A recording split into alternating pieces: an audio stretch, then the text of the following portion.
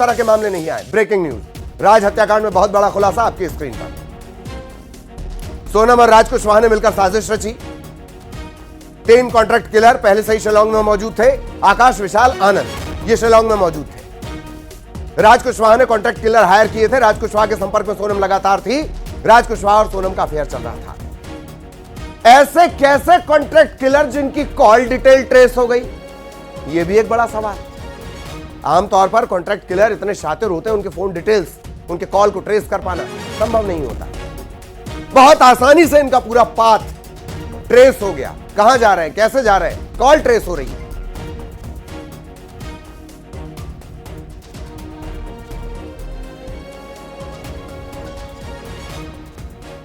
सहयोगी मिथिलेश हमारे साथ जुड़े हुए हैं, सीधा मिथिलेश के पास लिए चलेंगे। मिथिलेश, चर्चा, सवाल, खबर, ब्रेकिंग शुरू हुई थी मिसिंग से और आज ये मर्डर तक पहुंची है।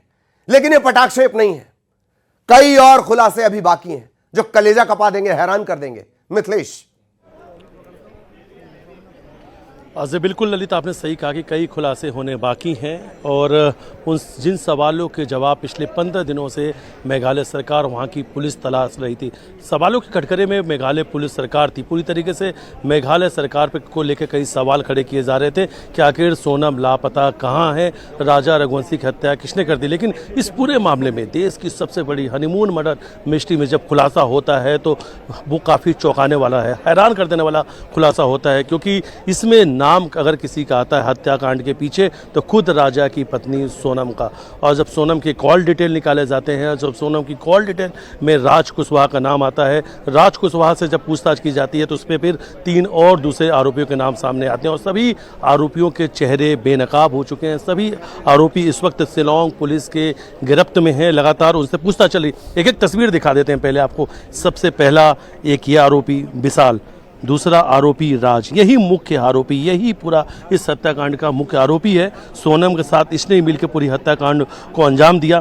तीसरा चेहरा आकाश राजपूत, ये चौथा चेहरा हम आपको और दिखाते हैं।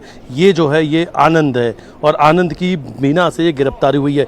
ये एक एक चेहरे बेनकाब हो चुके हैं। सारे जो आरोपी हैं अब उनकी तस्वीरें सामने आ चुकी हैं कि राजा रघुवंशी के इनने हत्या की थी। अब सबसे बड़ी बात है, उन सवालों के जवाब तलाशे जा रहे कि हत्या की साजिश कब रची गई थी। हालांकि हत्या की साजिश तो 18 तारीख को ही रच ली गई थी, जिस दिन सोनम ने हनीमून की टिकट बुक किया था और राजा को फोन लगा कहा कि हम हनीमून पे चल रहे हैं। कहाँ चल रहे हैं ये नहीं बताया था, सिर्फ यही कहा था कि 20 तारीख को हम हनीमून पे चल रहे हैं। 20 तारीख को आना तो सोने की चैन और अंगूठी लेकर आना, लेकिन अपने घर वालों को मत बताना। ये बात तो बाद में पता चली जब एक फोटो सामने आई और माँ ने देखा कि बेटे ने सोने की चैन पहन रखी। माँ ने पूछा कि अगर सोने की चैन ले जाने की जरूरत की क्या थी, तब बताया बेटे ने कि सोनम ने कहा था कि घर वालों को मत बताना, सोने की चैन पहन के आना। बस यहीं से सब कुछ समझा जा सकता है कि प्लानिंग बहुत पहले से थी।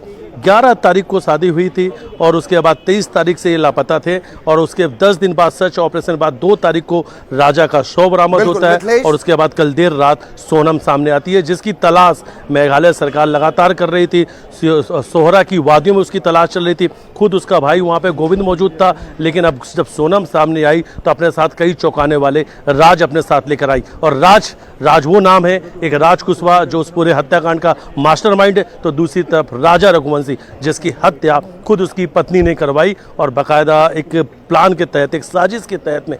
और यहाँ से इंदौर से बात की जाए तो कई हजार किलोमीटर दूर ले जाकर अपने ही पति की हत्या करा दी। जी ललित, धन्यवाद आपका मिथिलेश इस तमाम जानकारी के लिए। राजा रघुवंशी की हत्या के बाद से पहले ही परिवार टूटा हुआ था और अब नए खुलासे पूरे परिवार को बदहवास कर रहे हैं।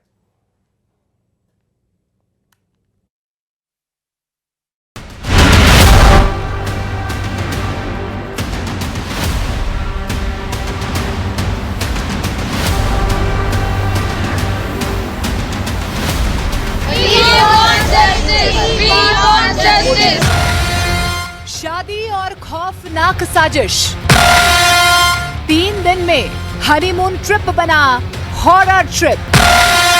17 दिन बाद मर्डर मिस्ट्री से उठा पर्दा।